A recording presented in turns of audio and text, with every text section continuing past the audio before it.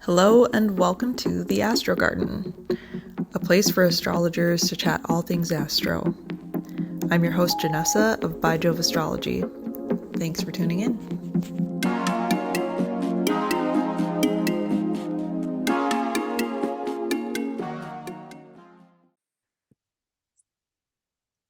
All right. Well, welcome to the Astro Garden. This is a brand new podcast, our very first episode.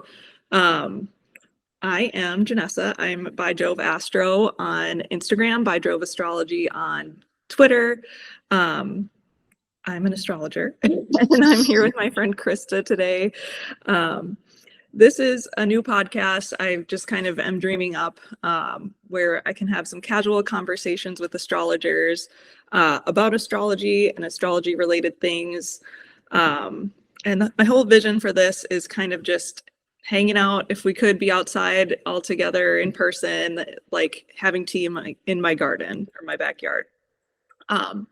So thank you so much, Christa, for being my first guest today. Of course. So great to have you. Christa is one of my favorite astrologers.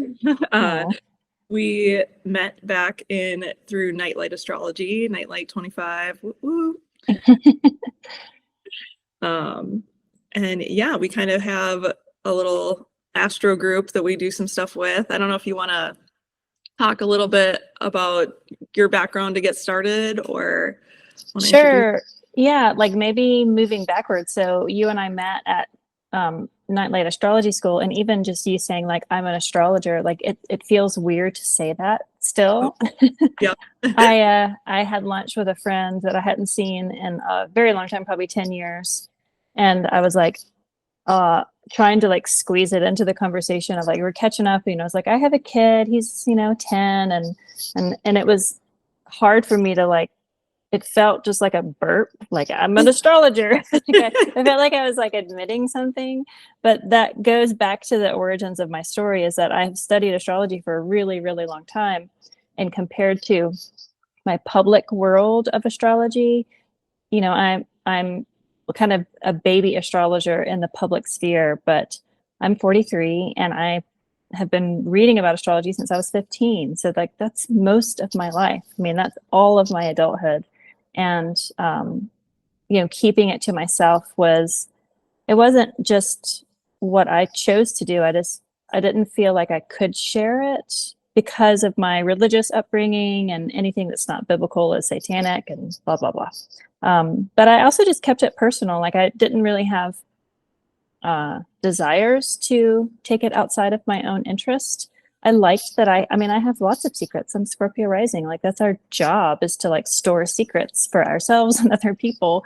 And I just never had the inclination to share it. So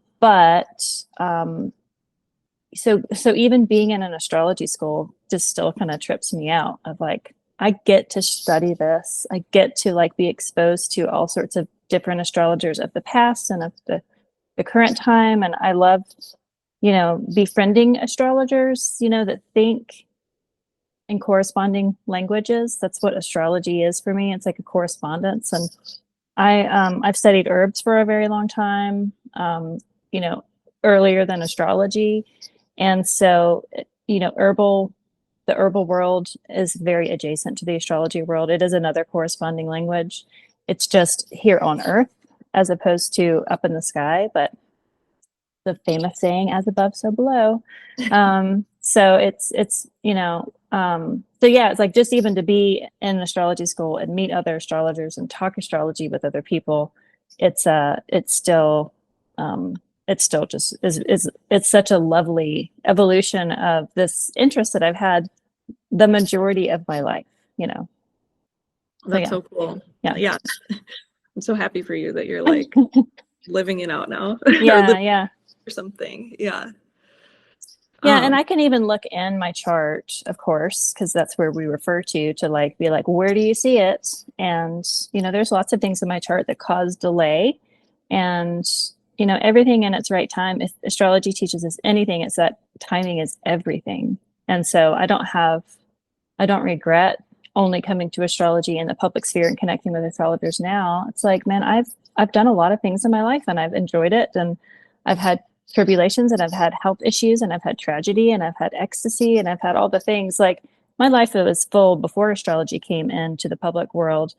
But there are things in my chart that kind of show to, like, you and I both had readings with aligning lights, and we're both new moon babies. And, while your new moon might have run into Venus, mine ran smack into Saturn. We're just like, nope, wait, hold on. And so there was the signature of, like, maybe like having a delay in connecting with the groups of people, because my Saturn's in the 11th house. But now I get to just enjoy it, because I know how fleeting life is. And I know that if timing is everything and now is the time for astrology, then that's just super exciting for me. Totally. Yeah. No, I'm glad it worked out that way for you too, because I mean, that's why we're sitting here talking right now, right? Like, Yeah. it would be a totally different group of people, totally different circumstances. And I think what's so interesting too about your journey, if you're wanting to share, because when you started studying, this type of astrology that we study now wasn't really even widely available, or like Right. wasn't even much known yet about it. So you Yeah. started with more, like, was it Linda Goodman Sun Signs? Was that your first? Yeah. And I bought like a Barnes and Noble. I still have it. I mean, being a fixed sign, we just kind of hold on to everything. And I bought a Barnes and Noble, like, Taurus, workshop book. But, modern astrology was all the astrology that I knew and was available to me, and the stories that I had, And so, like, there wasn't even an option for, I mean, I think that Project Hindsight was probably happening Right. at that point. Like, they were probably working, they weren't even publishing the books, that came out. I'm just trying to think of, like, the time wise. But so basically, like, I didn't even know that there was the term modern astrology. It was just astrology for me. It was what was available. I grew up in Georgia, and we had, some bookstores there. There was a couple of colleges which helped, having kind of like different types of bookstores.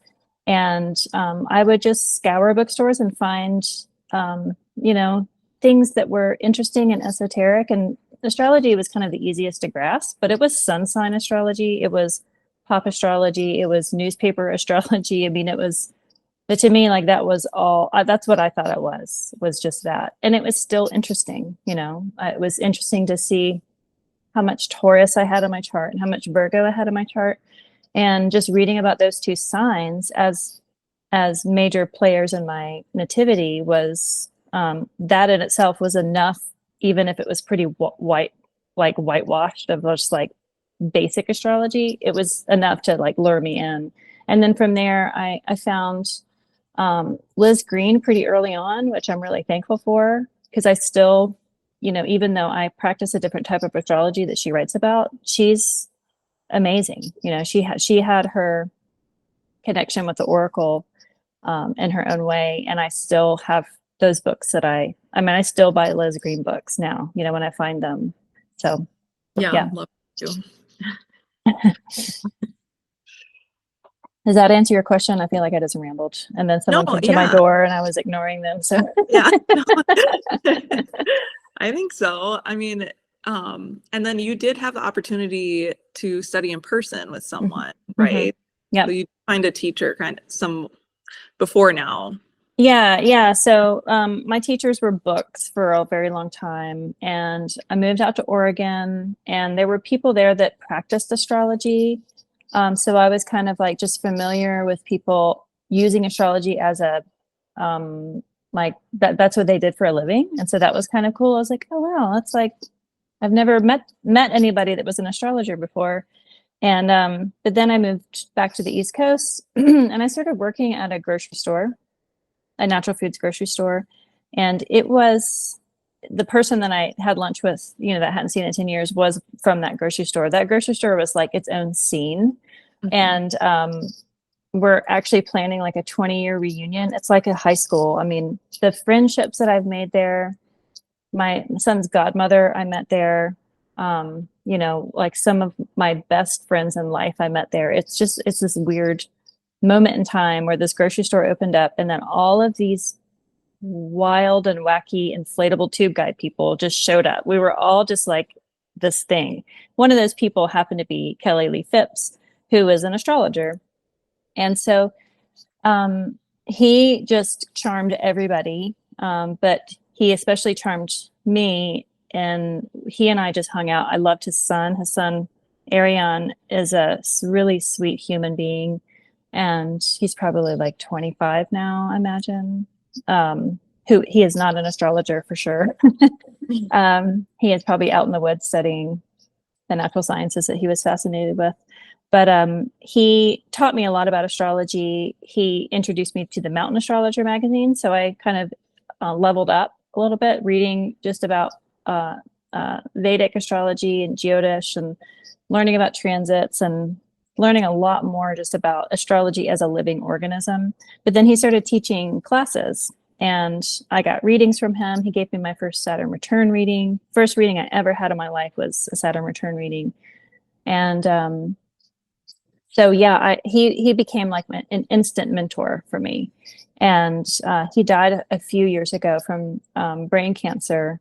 But he definitely left his mark on earth. Like everybody that knew Kelly, you were kind of, you know, he was like just ridiculous, you know, all around. And so to be ridiculous and to attract people like you, like a flame, and then share the love of astrology, like I'm just forever grateful that he kind of rekindled that. And from there, that was 2005, 2006, 2007.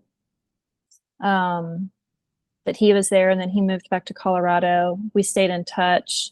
But from there, I really started to just engage with more astrologers in the community and get more readings. And it was like it was a slow growth from there, but it was a never looking back, you know, like from meeting Kelly and taking those first courses. And he had developed his own like way of teaching. He had this big chart, and I mean, he like moved like a cartoon, you know, like when you're here and you kind of like, if this is audio, people can't see, there's a way to like turn your head, and then there's a way of like cartooningly turning your head. And like, that was his body language, was like, it was like big dramatic expressions. And that's the way he talked and lived and loved and shared astrology. So he was like such a carnival barker of astrology. And I still like hear his laugh. I recently, maybe 2 or 3 months ago, I was in one of my favorite used bookstores who has a really great astrology section, and I found his book. He wrote this book called Celestial Astrology, and I was like, oh man, I never had his book before. And so I picked it up, and inside he had signed it to whoever had bought it before. It didn't have their name, so it was almost like he had signed it for me. And it just said, keep on traveling. And I was like, just completely verklempt, like seeing that, like written out. And then I checked out, and I was like, just really touched that I had found this book. And I was walking out, and then there was a Neil Gaiman signed Anansi Boys. And I was like, God! And I couldn't afford it. And I opened it up anyway, because it said signed. So I just wanted to see his signature on there. And funnily, he had written to like the woman Gail or whoever had it. And he was like, dear Gail, don't you hate when you open up a signed copy of a book and it's always written to someone else besides you? Well, here it is. It's just for you. And like seeing Kelly's book, unnamed, of who he signed it for, and then like reading Gail, it's like I put my hands over the ink of where Neil had signed it. I don't know. It just felt like a little wink from Kelly from the beyond or whatever universe he's gallivanting around. That's why he's still such a big presence, because of things like that, even like beyond the grave, like he does dramatic things. So that's so amazing. Like I can like feel the energy off of that or something. Yeah. How special that moment must have been. Yeah. Infectious. That's what he is. He's infectious. Yeah. Wow. And it's funny to like to hear like the astrology podcast, because Chris Brennan and Kelly were close.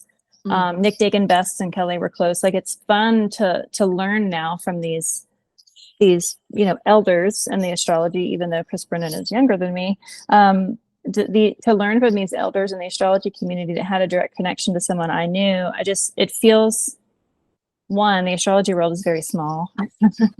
It's not as big as you might think, but it's great to just feel connected. Astrology can connect people in so many ways. That's why I think why people come to astrologers is to want to see their life in some sort of meaningful pattern or purpose.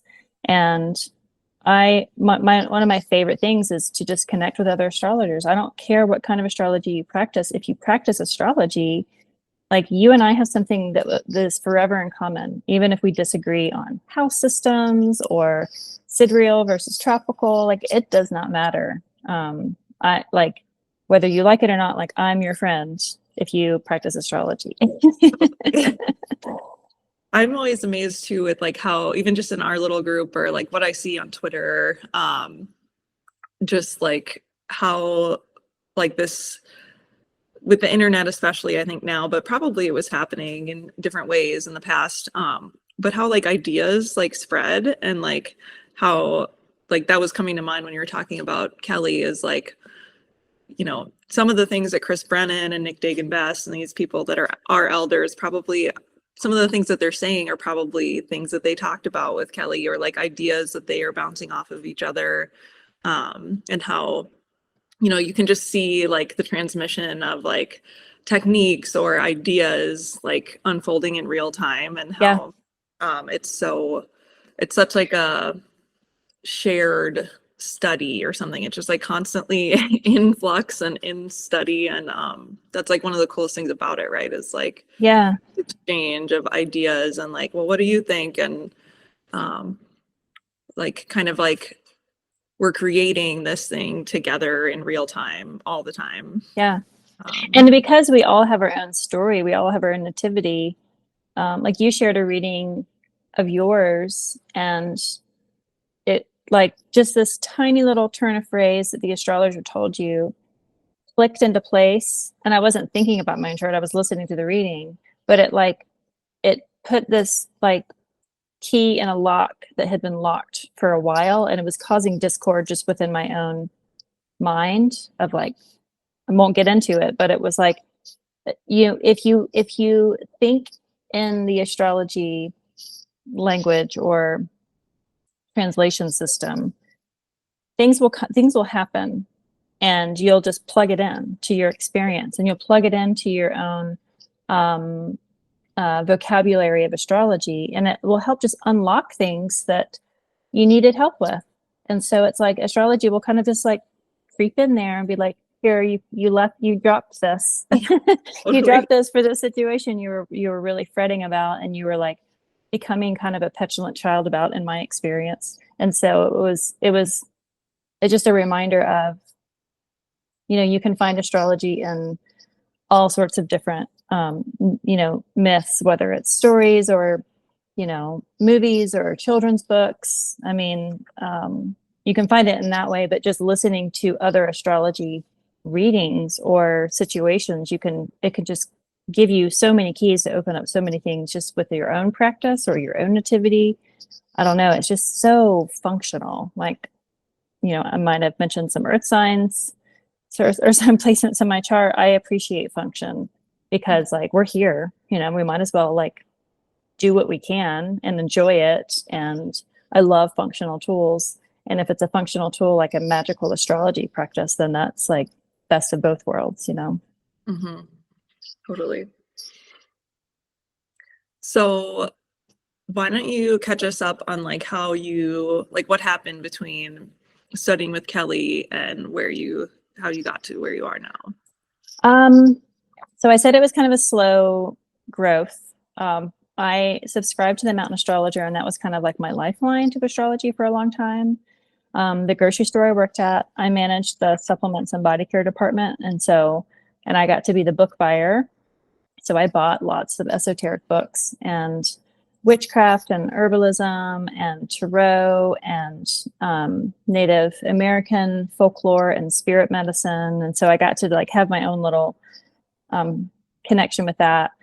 I left that in 2011 and then traveled around for a bit, and it was just always just like something that was just in my back pocket. I mean, I when I traveled, I packed up all my books and canceled my subscription to the Mountain Astrologer because I didn't have a permanent address, and I kind of had a hiatus, and then I had a baby in 2013. And I mean, I knew enough then, just intuitively, and because I paid attention. I used astro.com and astroseek to kind of check in to see where the moon was and all that. And I knew that my son would be either Virgo or Libra sun. And, you know, I knew that he would have Saturn and Scorpio. Like, I knew those basic things. And I knew enough to be kind of prejudicial against certain signs. Like, I was like, I do not want him to have an Aquarius moon. I remember laughing at that, just being like, ugh, because I was just, you know, a mean girl about Aquarius moons. And so I remember being in the hospital, and like they induced me. And when we got past the Aquarius moon, I was like, oh, great. You know, like, just, it's so ridiculous now thinking about it. But I had that kind of relationship with astrology. It was like, it was enough to just entertain me, but it wasn't study, you know.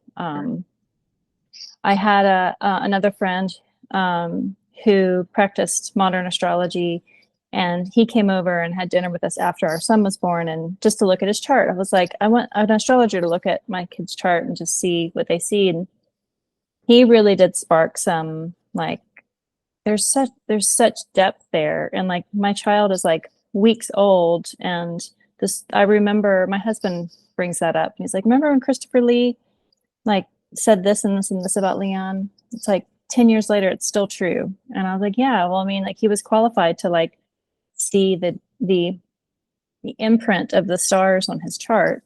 And from that, I think I started to kind of, again, just keep that gradual climb. What really pushed me into the accelerated pace that I feel like I'm at now is my Uranus half return, or the Uranus opposition. So 2018, Uranus moved into Taurus, which I have 4 placements in. I have my sun, my moon, my Mercury, and my Chiron. And I have Uranus in the first house. So Uranus is like loud in my chart. And to have that Uranus half return, I didn't realize it then, but I made this very dramatic move on my social media of, I just erased everything. I didn't leave. I just erased it all and started over. I just wanted to reprogram my own personal algorithm. And I was tired of politics because I've been politically active a lot. And I was burnt out, like big time burnout. And I was like, I still want to engage in the public sphere, but I'm just going to start over, which is also very Scorpio rising. It's like we transform all the time. It's like our jam. And we try things on and we take that skin off and try something else on. And so I changed all of my likes and interests to British racing cars because I liked the cars, and gardening and astrology. I was like, this is kind of what I'm into. I've always liked astrology. I've never followed astrology on any social media platforms ever. And that really accelerated. Like, I started to learn so much just from like watching how other astrologers participated and the things they shared. And from that, I learned about the Astrology podcast. And from that, I learned about the Nightlight Astrology School. I, at the same time, got into lucid dreaming. I heard a podcast about lucid dreaming and bought this dream yoga book by Andrew Holochek, and it kind of brings in meditation practices with lucid dreaming. And I've been a nightmare sufferer my whole life, and lucid dreaming helped radically transform my relationship with my nightmares. And the lucid dreaming practice and the astrology practice hand in hand were like just complete vibe shifts for my existence, because I was also dealing with like very heavy health issues where I nearly died, and I had a moment where I chose to kind of come back. And having the astrology and the lucid dreaming as like the esoteric angels on my shoulder just whispering in my ear like how to stay here a little bit longer And it's not like they saved my life. Like they just helped me stay here in this life for a bit longer. And so I feel really lucky that I got to come back and that I get to practice these things, because lucid dreaming is amazing and astrology is amazing. And so from that, it's like 2020, the pandemic happened. And, I just padded my bookshelves with lots of new books about both dreaming and astrology. I went through and just did some big binging of astrology podcasts because we were stuck at home, and I would just go, into the woods or go to the local track, and I would just listen to hours and hours and hours and hours about lucid dreaming and about astrology.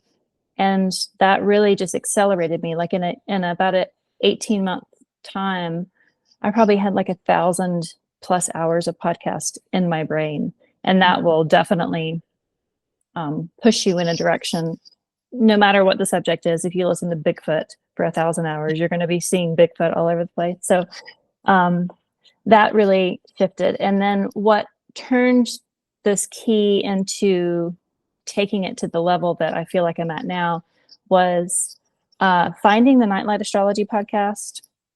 And it's funny. I mean, our teacher is Adam Ellenboss, and I was really resistant to him because he grew up in the same kind of church that I grew up in. And I was like, man, I do not want to like church out on this guy. Yeah. And so I was very resistant. And I like that I'm still a little resistant to him. I really like him. I like the way he teaches, but there's enough of a disconnect where I feel like I take everything he says with a big grain of salt. And I like that I still do that, because people can get enamored with the teacher and they can kind of mythologize their own teacher. And I don't have that about him. I see him as a human, and I'm really appreciative and really thankful for his teaching style, but he's not a rock star to me. And I like that, because I would kind of mythologize other people, and I don't with him. So I was like, he's the teacher I need so that I can stay rooted in the practice and not get kind of enamored with the celebrity of it all. And then when school happened, that's when it really just kind of really locked in. And when I started school, that's when I started to be more open with people around me and be more open about just talking about it, because I had practiced talking to other students about it. And I would tell people I'm in astrology school, and it took about maybe a year later before I called myself an astrologer. And the reason I did is that I met this woman, and she was younger than me, and she was talking about how she was an astrologer. I was like, oh man, that's great. I'm in astrology school, blah, blah, blah, blah, blah. And we had just learned about day sect, night sect. And I was like, oh, are you a day chart or a night chart? And she was like, what do you mean? I was like, oh, well, is the sun above the horizon or below the horizon? Like, what are your malefics at a sect? Like, just geeking out at it. And she was like, I don't know. And I just like blurt. I was like, you just called yourself an astrologer and you don't know what sect you are? And I was like, shut up. Don't be a bee. But then when I left, I was like, okay, well, she might have astrology language and she feels confident enough to call herself an astrologer. Like maybe it's time I do that too. Mm-hmm. And like the next week, I was in a situation and I was teaching kids about the solar system. Like we were talking about the myths of astrology, but we had them act out like the orbits, like Earth and the sun and all that. And I just told the kids that I was an astrologer. Like it was a little easier to tell kids that. And just saying, again, it was kind of like the conversation that I had with a coworker. It felt like I burped it out because it just felt like it wanted to come out, but I wasn't ready to say it. And that felt like the turning point of like, I have just said this out loud. And it reminds me of one of my favorite authors, Alan Moore. He writes comics. And he, on his 50th birthday, there's this interview with him where he talks about on his 50th birthday, he decided that instead of doing the boring thing and announcing to his friends that he was, now, in his midlife crisis and he was now an old man, he announced that he was a magician. And he said, what I didn't realize is that when you announce that you're a magician, one day you're going to wake up and realize that's exactly what you've become. And so when I announce that I was astrologer, it was like I was casting a spell on myself of like, you just said that out loud. Like you just cast that spell by spelling it out into the world. And it helped saying it out loud for me to embody all of the work and all the study and all the experience and all the conversations and all the reading and all the podcasts and all the, you know, daydreaming and all of it, to be like, you're doing all the work, but you're not saying this one umbrella term that just encapsulates all of it. And so it was like a nice little magic moment of just telling these children that had no idea what kind of a big moment it was for me to announce it. And it, so that, I feel like that kind of catches us up to basically today. That was a long story, but we got there. Sorry. We have the time, and that's like, I love it. I love the meandering and the details.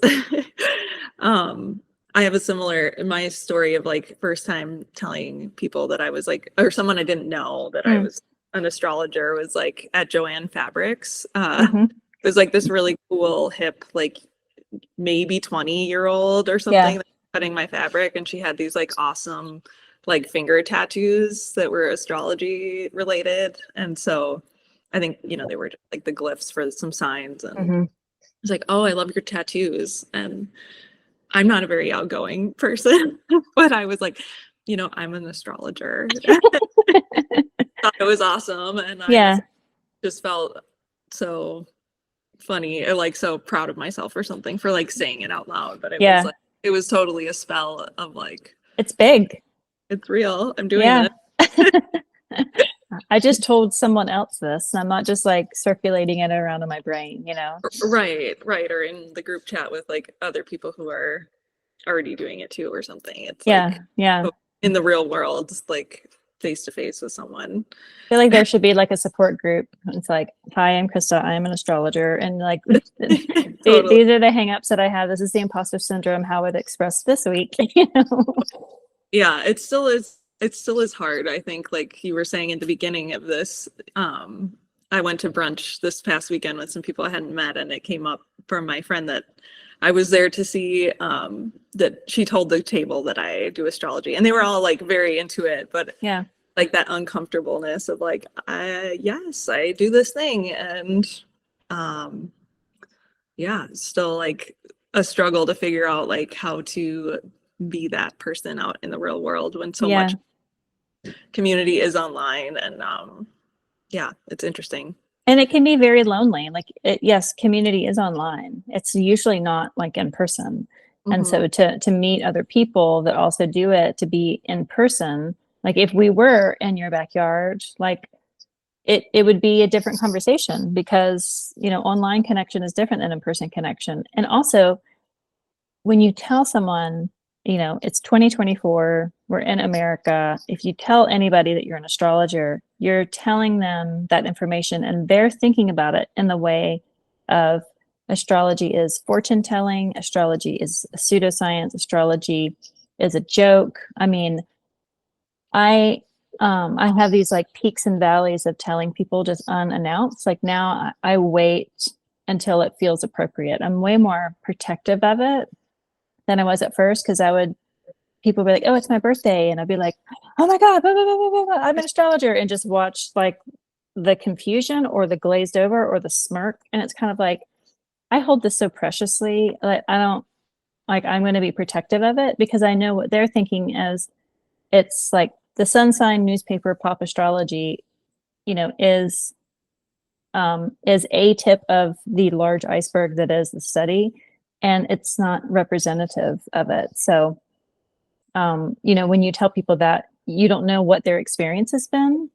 I'm always surprised where people are like, oh, my mom was an astrologer in the 80s. I'm like, oh, great. I can totally talk to you, you know? Yeah.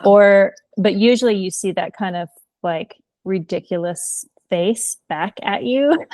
And I'm like, you know what? Unless you want to like go down in the dirt and like talk about this, like, we don't need to have this conversation, you know? Yeah.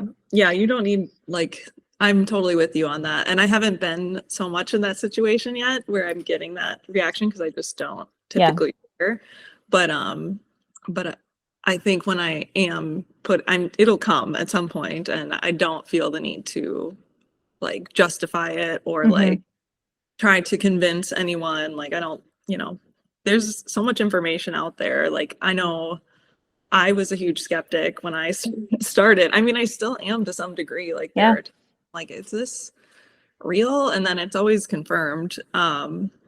But yeah, I think it's good to have some skepticism, and also like it's not my job to convince anybody. Yeah. Yeah. So, And I grew up in a church, and proselytizing was like what you did. And I think that that's the wrong way to go. right. My husband's father was in the Gurdjieff Society, and their whole thing is like it needs to be really hard to get into and really easy to leave. It's like, and it's the opposite way of the church I grew up in, which is it's really easy to get into and very hard to leave. And so if it's like the adage of if you're trying to attract someone to you, like a partner, like be that person that you would want to attract, and like that inverse light attracts like a magnet, of what you want, instead of like reaching out to what you want and you're just pushing it further and further away. I don't feel like I have to convince anybody of astrology. It's like Bigfoot doesn't believe in you either, and that's what, that's why I'm like, if you want to go down into the dirt and talk about it, I'm totally willing to do that. But most people aren't. Most people that, and that's why it's like they didn't ask to be put in the situation, because in a way, astrology reminds me of religion. And when you have people that are too in their bubble and only talk to other astrologers that agree with them, you get into an echo chamber that just reinforces your own ideas and you don't get challenged. And, to not get challenged, it's like having a flaccid muscle. Yeah, you might have a muscle there, but it hasn't been actually worked. And so then it's kind of useless, in my opinion. And to be able to wield your, when I talk to people now, and I'm in a lot of social situations, and it's rare that I bring up astrology, but I talk about myth all the time. I mean, I see, and I feel like that's an approachable way. I talk about myth of, animals and stories and children's books. I live that. I read a lot of myth anyway, and so I feel like people are way more accepting of that, and they don't feel like there's a hang up. With astrology, they feel like there's a little bit of a hang up, like they have to, I don't know, respond in a prescribed way, which you don't. But again, it's because we're going up against, 100+ years of kind of cheap astrology. And that's what people think astrology tastes like. It's like, I saw somewhere on Twitter, I think it was Daniel said, like, you ate SpaghettiOs and then you went to Italy and had real pasta. Then you came home and you made pasta with your own eggs. And like it's all pasta, but it's very, very different from each other. Most people's experience of astrology is just rote horoscopes for the sun sign, and which are, I'm sure, incredibly hard to write because you have like 3 sentences per sign, and like you should really read for your rising sign anyway. I mean, it's kind of, that's what you're going up against when most people engage with you about astrology. So it's like, you don't blame them either, because if that's their experience, then of course that we should be a joke. If we just studied newspaper sun sign astrology, like if that's all we did, then I would laugh at me too. Right. Right. Well, and I think it falls in like this bigger conversation about like society, where society is right now, soapbox here. But like the lack of like spirituality or like, and again, like I don't blame anyone. Like I think seeing what religion has done, mostly for not the good of a lot of people around the world, I don't blame anyone for being hesitant for like anything, but it's become this thing where now we have science, and science being like almost, its own religion. And I'm not, I love science. Like, I'm really happy that I have vaccines. I'm really happy that I have, medical, like scientific healthcare for so many reasons, and it's lacking in, or that isn't the only thing, you know, there's like this whole other side of humanity that like it has been kind of left by the wayside. And I see that as like a really big issue, like in the world we live in today or something. I'm not articulating this particularly well, but well, science is like observation of the world, right? And so it's a collection of data from observations, and so is astrology, you know. And so but astrology, at least the way that you and I practice it, is less like the sun is making you do this from its own radioactive powers. It's more of the symbolic reflection that it's happening, and you can't quantify that with data. You're only taking that from experience and anecdotes that are inherently flawed because they're anecdotes, you know. But I mean, it's like science exists, it has its place. Like, I'm very thankful that I, you know, had a scientific medical team that was able to identify my disease and prescribe medicines that saved my life, and continue to have diagnostics that monitor the fact that my life isn't over yet. I mean, like, I'm so thankful for that. But that MRI machine doesn't like provide the story that I read at night. You know, it's like that fills my heart in a way that the medicines can't ever touch. So I think they both have their place. Astrology is kind of more on the story time, but it's also in the observational time too. You know, I mean, when Pluto started to square my moon, you know, and the moon can represent the body, like, I had a very real, like, observational moment of having serious health stuff that where I almost, you know, went to urgent care for, and and then it just like a flip switch just stopped, you know. It's like I can try to figure out like what was going on with just the data entry of my diet and my iron levels. Excuse me.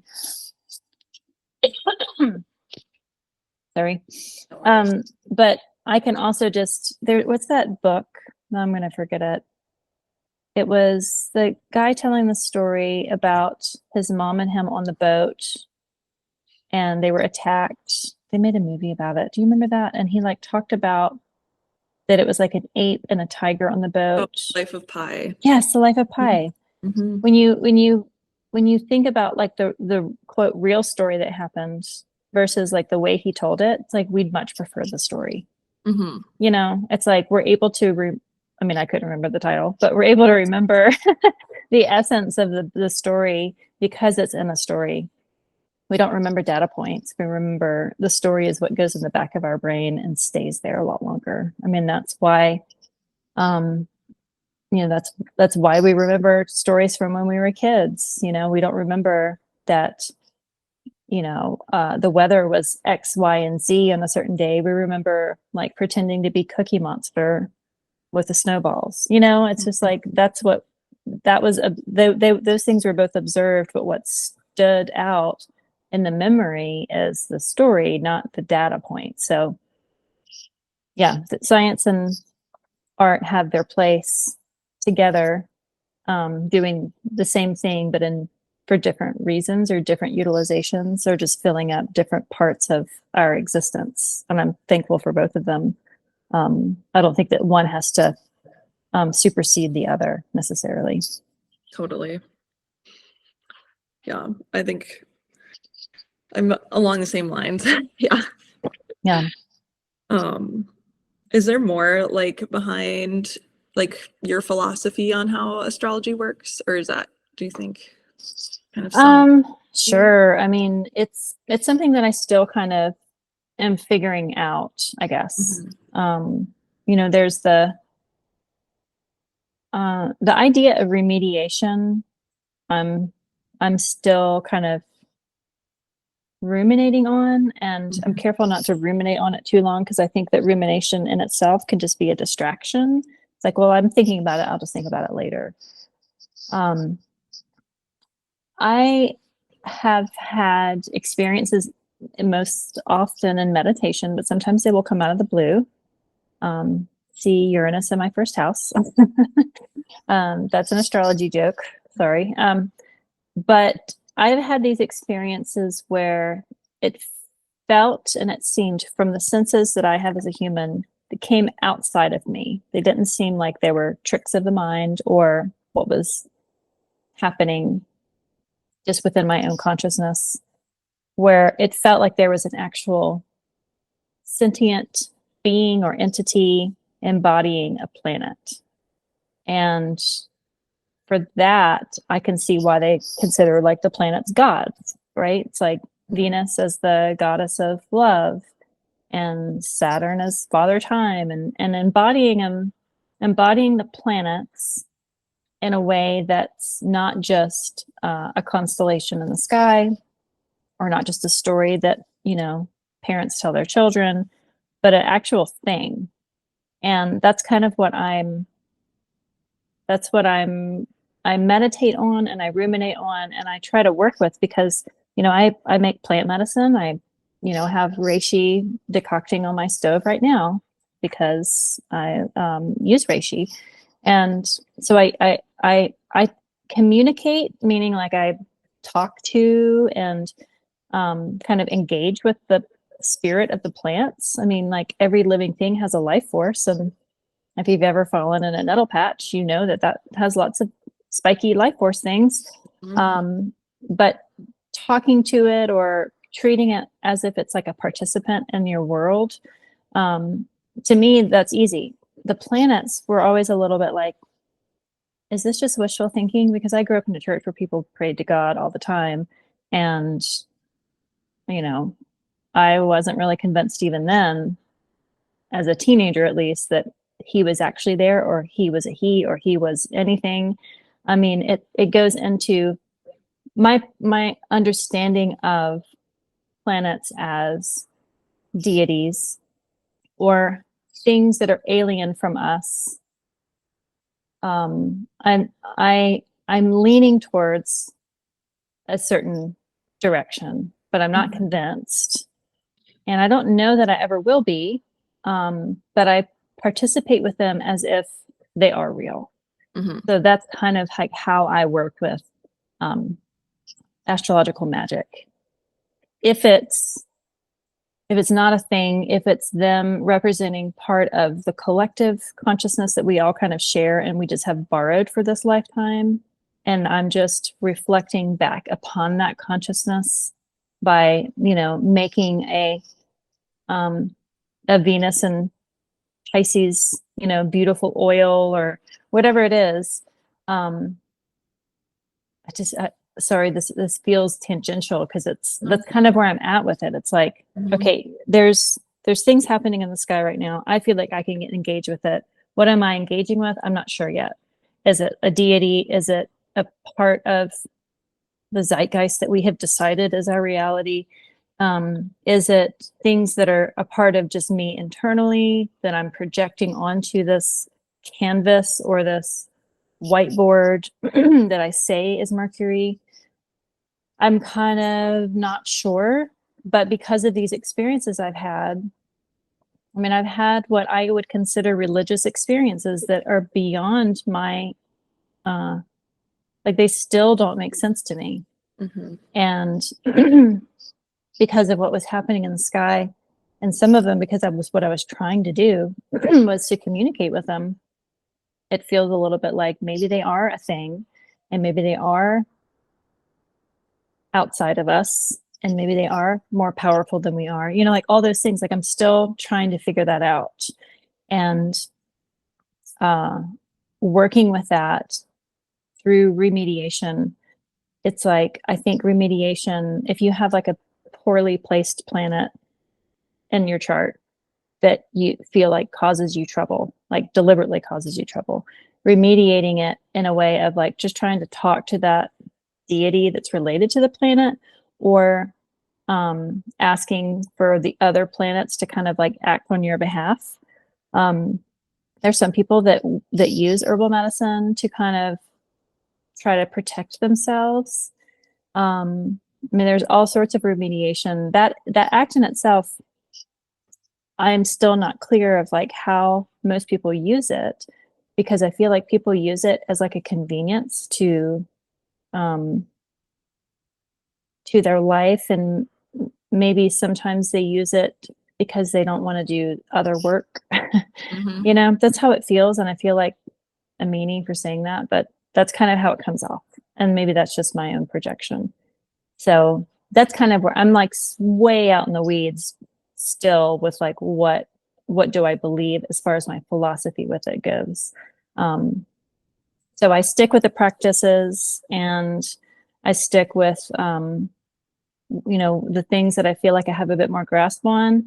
And during auspicious moments, especially Kazimis, because I feel like we're kind of given glimpses into the pure essence of a planet during a Kazimi moment. I feel like that's my best, is to kind of get to know a specific planet as at that time. Yeah, does that answer your question? I feel like that was very tangential, because that's kind of where it represents of literally like where my headspace is at with it. Yeah, no, I think you took it in a great direction. I think I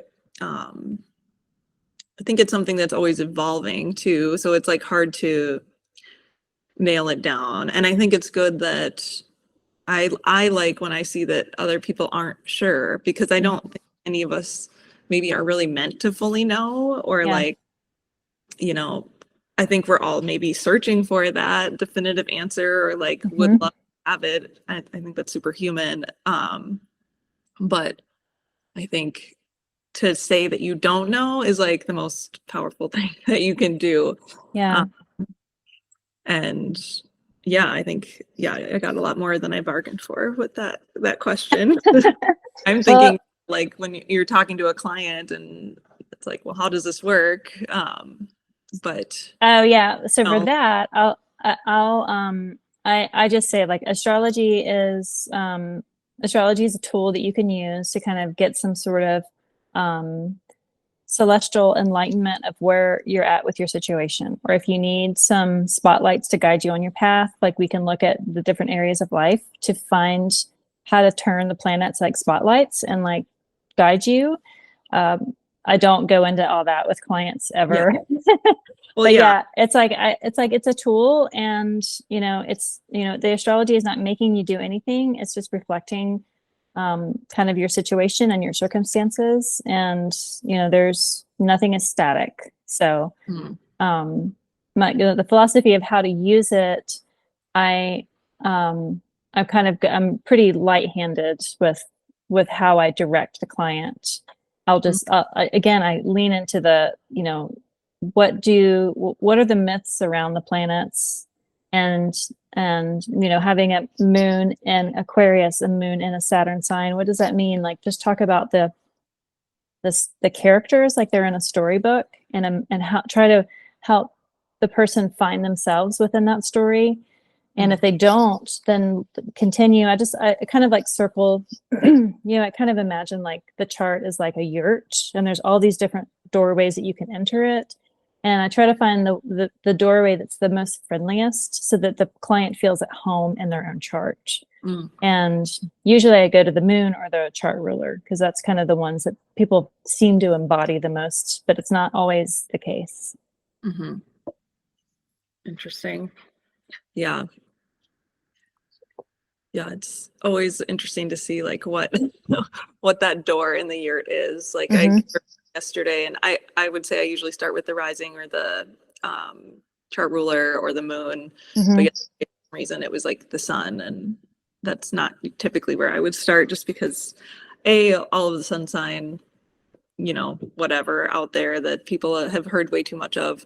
But yeah, also because it might not feel as personal, or as like actually how they feel. So Yeah, I did a workshop on Sunday, and that was a question that came up a couple of times. Mm. You know, people kind of introduce themselves as their sun sign, which is fine, you know. I mean, Yeah. it's the sun is like literally what the relationship to the sun is the whole of astrology. So it's, I mean, I think that it's not to be diminished, but it doesn't feel so personal if depending on where your sun is located in the chart. Sometimes it can feel very disconnecting. And one woman said, you know, like, I see all that Pisces in my chart and I just don't feel like a Pisces. And so then I just described, okay, you have Venus in Pisces, you have Mercury in Pisces, you have the sun in Pisces. So let's talk about just those three things and see, do you find yourself in any of those? And she was like, yeah. Like she saw herself that way. She just had to kind of, in her mind, get out of the idea of what Pisces should be Mm. versus how Pisces expresses itself in her chart. Mm-hmm. And I think it's sometimes it's a bit of unlearning that people have when they come to a reading. I feel like I do a lot of unteaching with astrology when people come, just so that they can kind of take off this armor that they've been wearing and try on a different set of armor to see which one kind of feels better, to kind of then utilize it a bit more. To me, it's just empowering to do that, you know, to give people the tools to be able to see their own story in their chart and not feel disconnected from it. And it is often the sun sign, you know, sun, and then there's a lot of Saturn haters out there. There's more Saturn haters than Mars haters. Because we talk about Saturn returns, we don't talk about Mars returns. But yeah, it's the sun is less, the sun shines less in a chart, but it always sits there as like being like most pivotal, you know, for that person's entire life. And I think we don't think about our things in an entire lifespan. We think about it in the more moment and our own situation and circumstances. So it's like the moon kind of reigns for that reason, you know. And the moon as the translator of the planets, the moon as the translator of the sun for us, I think kind of makes sense in that way. Even for Aquarius moons. Even them. Yeah, that's interesting to think about. Totally, like the sun being related to like our purpose and like your life path, or like your like our teacher sometimes uses the plot line reference, and so it is very steady, but also can get kind of lost in the background or something of like the day to day with the moon and your body. And ironically, because it's day to day, it's like yeah. In some ways, it, like I was thinking about Leo, you know, really I was ruled by the sun. And one of my favorite things about just Leo placements is that they're always there. They're always just ready. It's like they're just that warm paternal figure that is like just ready for you to come home and like have a meal with. Like, you know, Leo gets the reputation of being flashy and over loud and expressive and theatrical, but that's not always the case. Sometimes Leo is just steady. It's steady and warm and welcoming and sunny. And, you know, the sun is always there all the time, every single day, never failed, always shows up to work. And to me, that's like Leo placements can have that of just like that steadiness and that warmth, and without the fanfare. They're not always, you know, Shakespearean actors. You know, sometimes they're just steady Eddie. And I love that, you know. Yeah, that is a really beautiful view on that. I definitely know some Leos in my life that are both ends of that spectrum. That's a cool way of like talking about Leo for sure. Yeah. So let's talk a little bit about like what projects you have going on now, because you have been a busy bee over there. Very inspiring to me. But yeah, do you want to talk about what you've got going on? Sure. Yeah. Last year I you know, read for clients, and it was really just like, let's try to do this on a regular basis. But then this year I just channeled that energy into really building client practice, because it's my favorite thing to do is just like, look at a chart. I think about like this image of like the guy in the trench coat with like all these watches, but like they're all charts. It's like, would you like to look at this chart? It's like every astrologer is like, it's like Rahu, the North Node, is like the insatiable hunger. And like that's, I feel like we all have like a Rahu addiction to charts, because everybody will look at a chart. So I'm channeling my energy into building the client practice. And so that involves, really doing the readings that I can, but building an astrology business is a lot of work, because you have to kind of, we talked about this before we started this, you have to kind of meet people where they're at, and people are all over the place. And so I'm doing like old school chart readings in person, which I do like. I like the online readings simply because I feel like there's a container for it that is different than in person. You can record it and you can go back and listen to it. Every client that I read in person, they've all been local to me. And I have gotten more response back of like, what did you say during this? Or what did you say during this? Because they want clarity. They want to remember. When you're in a reading, sometimes it's hard to remember everything the person said. So having a recording is just helpful. But also there's some sort of ceremony of holding the space, where in person, other distractions can come up and kind of like leak away the energy of the reading. So I kind of prefer online readings just for that. Even for people that live in the same town I do, I'll recommend that we do an online reading, just so that they can have that time capsule of what was said. So client readings is really kind of like at the forefront. But then I'm in a perfection year of Mercury, and I have been really pushing myself to write and to help process the information that I'm consuming and try to put it through my own filters to see kind of what comes out. Because I feel like you said, I mean, it's an organic living thing, that all of our interpretations and translations of the information, when we put it through our own filter, we kind of put our own perspective on it. So it just makes it that jewel that we turn ever more dimensional.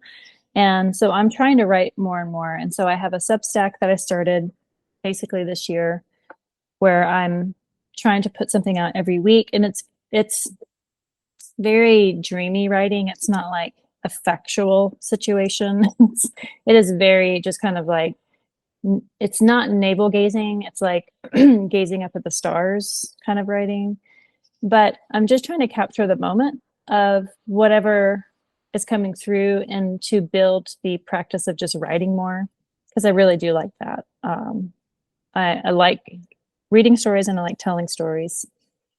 So I have the Substack, that's a project, and then I'm in the Astera Sophia Kairos collective, which is like this group of us Nightlight astrology students, and we're trying to just kind of form the practice of gathering together during the 8 spokes of the wheel of time, the wheel of the year, which are the equinoxes and the solstices, and then the points between.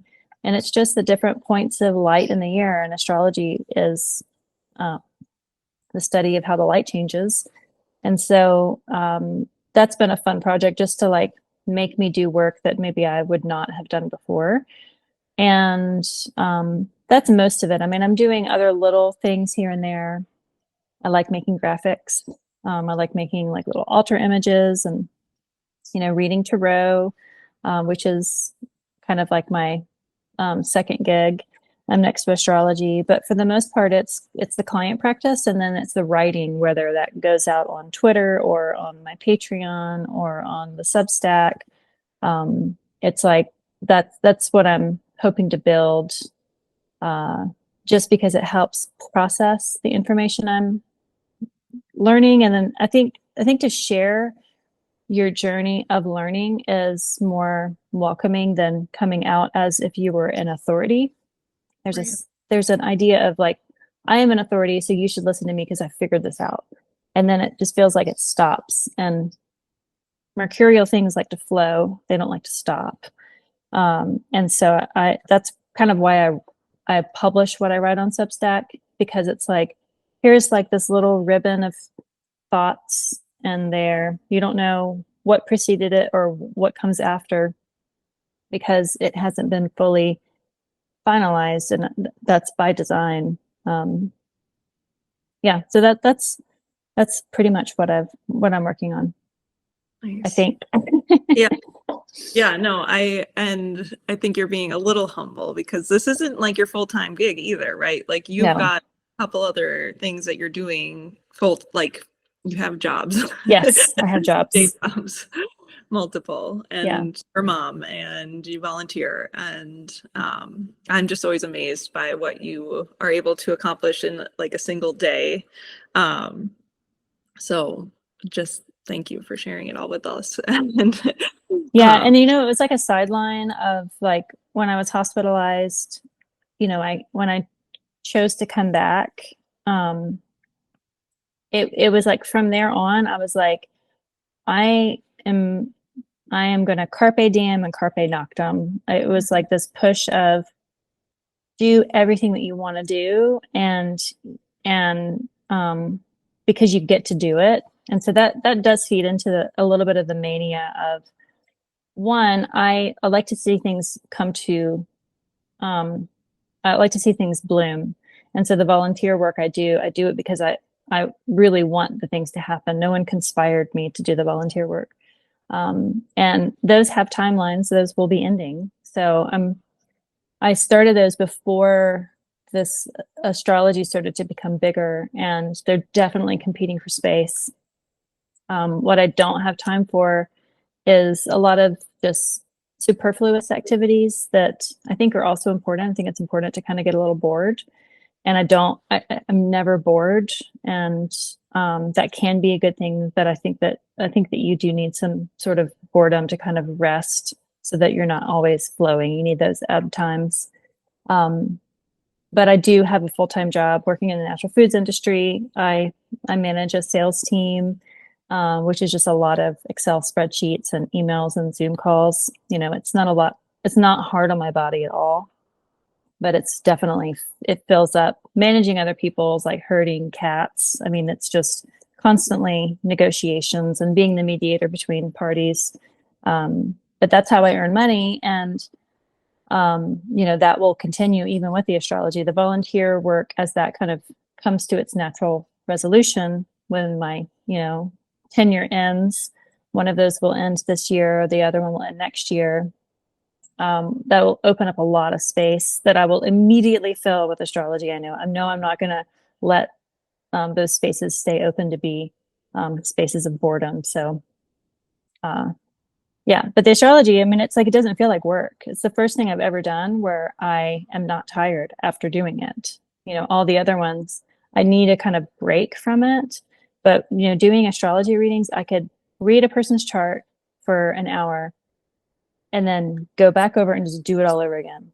I mean, it's a type of energetic exchange. One, I don't hold on to it, I think it's important to not put yourself and your own story into a client's reading. I think it's very vital just to protect your own boundaries and life force. And I know I don't hold on to it because people will come back even a couple of days later and be like, "Do you remember when you said blah, blah, blah?" For the most part, I never remember because it's like an act of channeling just information. You're just translating the chart with the person in real time. And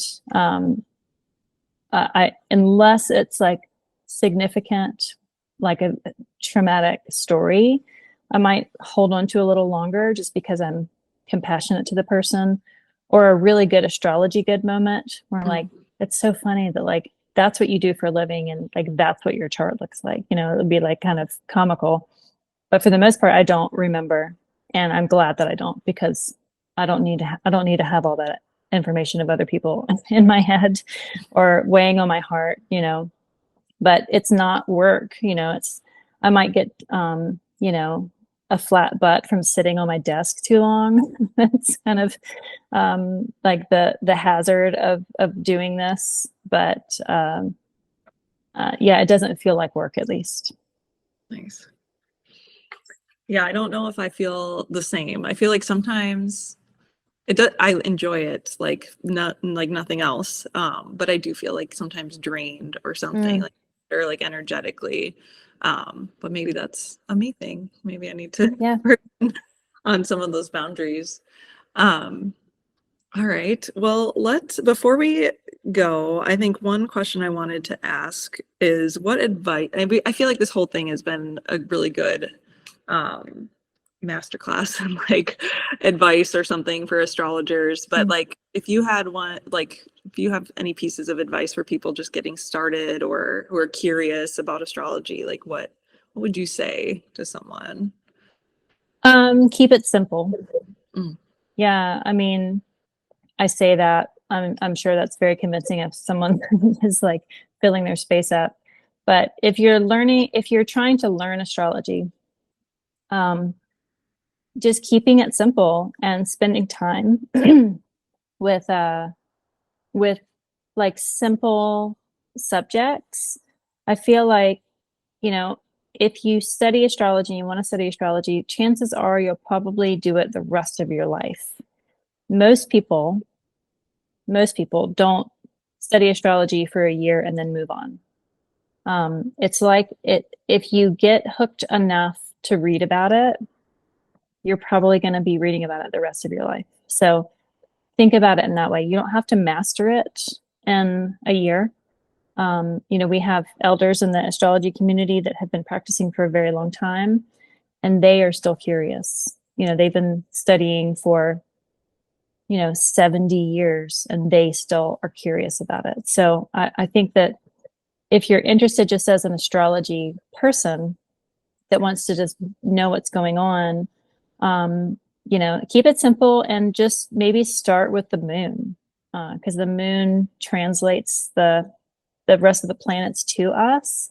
And if you track the moon and write down where the moon is and what happened to you that day, seeing where the moon is in your own chart, and you can do that with the Chani app. You can do that with astro.com or AstroSeek. You can download software that costs you money, but there's tons of free resources out there. I like AstroSeek and astro.com for the free resources. You don't have to spend money on it. But tracking where the moon is and tracking just writing down your experience so that you can kind of go back to it, because if you keep learning it, you'll be able to go back to your moon journals from 6 months before, and you can just be a single line of like, I got a puncture in my tire and the moon was in Aries. It can be like as simple as that. But you'll start to see just astrology can reverberate in very big ways.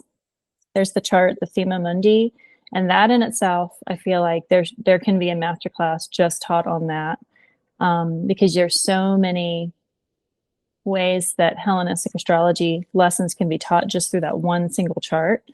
And so if you wanted to take it even further, like read about the Thema Mundi and then read about the sun in Leo and the moon in Cancer and Venus in Taurus, and what the nature of a sextile is and how oppositions show up in life. I mean, you can just learn so much just from that one chart, but I would just keep it simple. Now for astrology business, I think it's important. My husband's a musician, and so there's a lot of adjacent lessons that in the music industry and in the astrology industry. If you feel called to share what you do with the world, always sing in your own voice. Don't try to mock or mimic someone else. Don't try to sound or look or present like another astrologer. If you have something to bring, you're gonna bring it with your own voice, and that authenticity will be the long-lasting thing that holds you into your astrology world, more than mimicking what any of the popular TikTok astrologers have, or people that have, hundreds of thousands of followers on YouTube, or have, Patreons that make them, 6 figures a year. I mean, they got there because they use their own voice. So I think that that's the important. Find what your voice is. Find what makes it shiny for you. Find what makes, if you would do it for free, like what you'd like to share for free, whether it's teaching kids or writing or creating, beautiful images that reflect the transits or whatever it is, if it's, performance, or if it's writing, smut, I don't care what it is. You're going to find your own voice in it. And it's your voice for a reason. No one else can sing like you. And so I think finding that, having a good foundation, being open to it, but don't mimic other people. Just do it your own way, because that's going to be the longest lasting.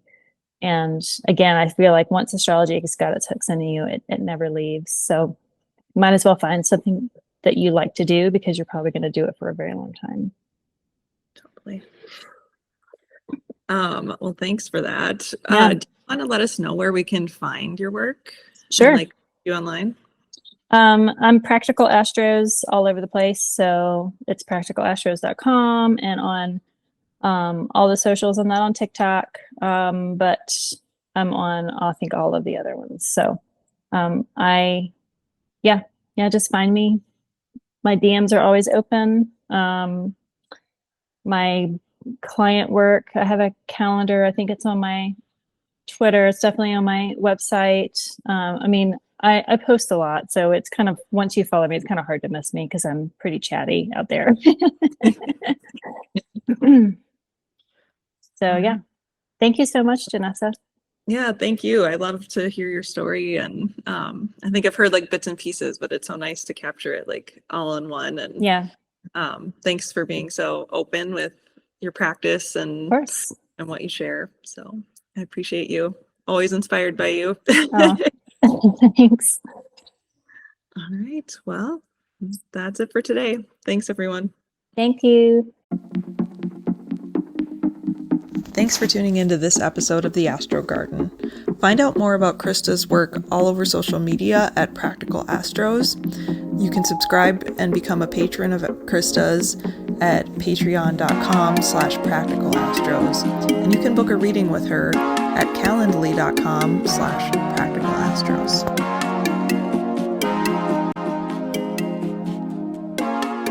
For more information about my work, you can find me at By Jove Astro on Instagram, at By Jove Astrology on Twitter, and the best place to find me of all is at my website, byjoveastrology.com.